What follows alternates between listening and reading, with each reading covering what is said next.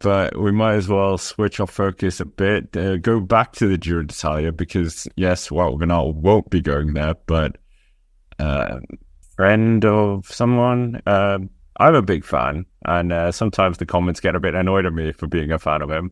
23 years old, already a national symbol, father, husband, a star in his own country. This is, of course, Biniam Girmay. He is returning to the Giro d'Italia for the first time since 2022. And I mean, Patrick, he's had a bit of like an up and down since that Giro d'Italia Kablamo moment, obviously beating Mathieu van der Poel on stage 10, then taking the points classification jersey as well because of that win, or holding the jersey.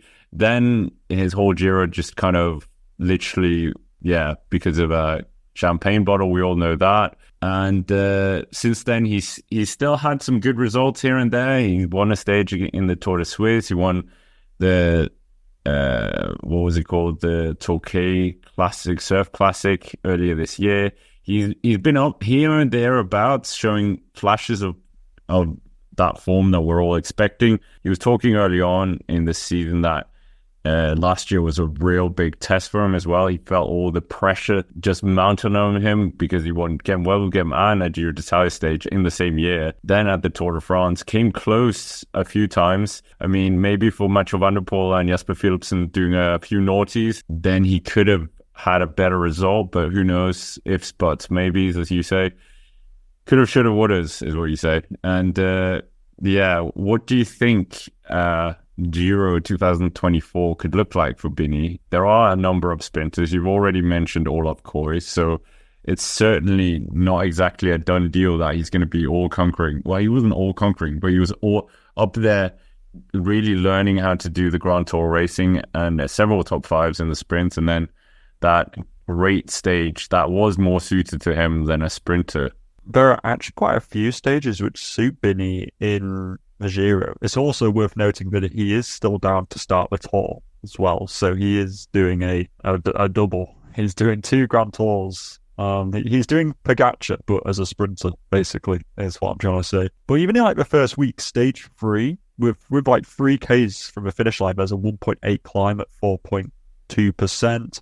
The day after that, 1.8 kilometer climb, 4.4%, and that comes with, even less distance to the finish line. Like stage 9's really suited towards Bini. There's lots of these tricky stages. Stage 12 really looks like that Napoli stage, which Thomas de Gent won, where Bini and Van der Poel were off the front. I reckon that's another good one for him. I'd say the further on you get into the race, the less the race suits Bini. But I do think that the first 2 weeks are really good for him. So, again, Eddie Merckx distaste incoming, but it wouldn't surprise me if he did the first 2 weeks and bailed if the Ciclamino wasn't going too well. Obviously, he was set quite well to win the Ciclamino back in 2022, so maybe that's the goal, is that, okay, Philipsen at the Tour is going to be a hard nut to crack, but maybe we can do it at the Giro because I think that I'm a bit more versatile than the other sprinters. I'd say that's a pretty realistic ambition, is that Bini could try and go for the Ciclamino and put the demons of 2022 behind him. I think that would certainly be a cool thing for Intermarché to really rally around this year. I think he's going to be petrified if he wins the stage to touch a Prosecco bottle, that's for sure. You're wearing goggles. Yeah, exactly. Just like, don't touch it, Biddy. You don't need it. It's not that important. Their victory is more important. But I mean, in terms of rivals, who are you seeing as kind of big threats? I mean, Koy, obviously a big threat. I don't know if Mads Pedersen is going to the race. He's like someone I would be quite fearful from. Okay, he's not down on the list, but Jonathan Milan is. You've got the likes of, not Nairo Quintana, but in terms of Caleb Ewan, I mean, he's been in the mix with him in the past, beating him, but Lawrence Pithy is even there on the start list. So, I mean, there isn't a Jasper Philipsen to be scared of. So, Caden Groves? Oh, true. I mean, he hasn't had the best year, it's worth noting, but he's certainly won.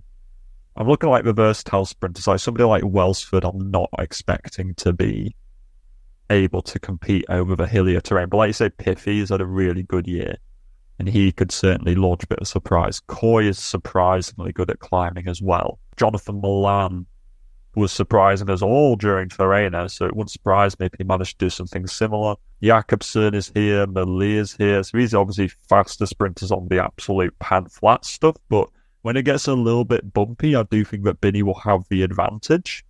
And if he can get into some breakaways as well, yeah, I think realistically he could win a couple of stages, especially the ones which are a little bit tougher if his team sets a really tough pace.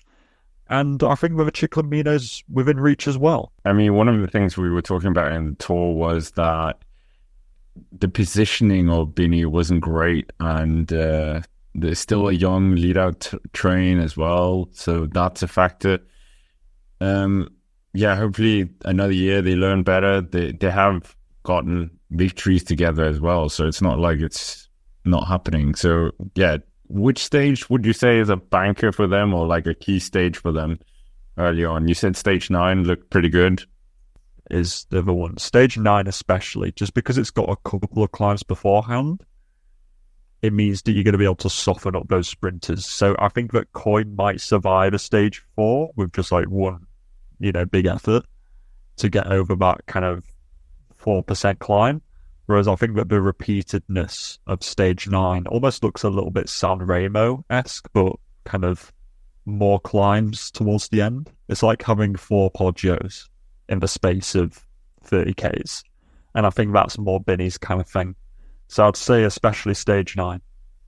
I mean, I almost think this is a response to how the classics was going for him. Finished 7th in Ghent Wevelgem. Obviously, they wanted more. And then they kind of just reevaluated everything and think, okay, what are we going to get out of this? A Giro that would actually be quite good for your learning, for everything, for your development, and then we might actually get some results out of that. Yeah, I reckon so. You got to just sometimes, it's like the old, what was it, sunk cost fallacy. It's like basically stopping doing something even though you've committed quite heavily to it, because you realise that by continuing you're going to essentially dig yourself into a deeper hole.